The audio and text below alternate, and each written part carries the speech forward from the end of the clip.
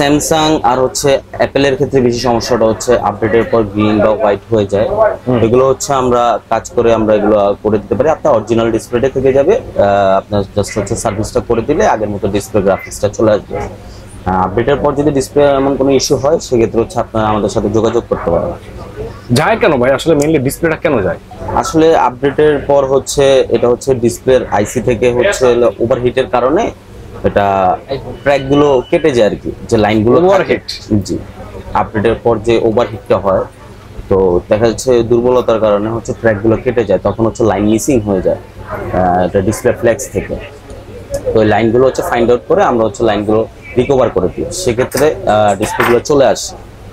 ঠিক আছে, তো আপডেটের ক্ষেত্রে ডিসপ্লে যদি ইস্যু হয় সেক্ষেত্রে আমাদের সাথে যোগাযোগ করতে পারেন, কাজগুলো করে দিতে পারবো ইনশাআল্লাহ। এছাড়াও আপনারা তো যে কোনো ধরনের সব ধরনের কাজই করেন আর কি, কোনো সব ধরনের কাজ করি, ট্যাব থেকে শুরু করে আপনার আইফোন, অ্যান্ড্রয়েড, ঠিক আছে।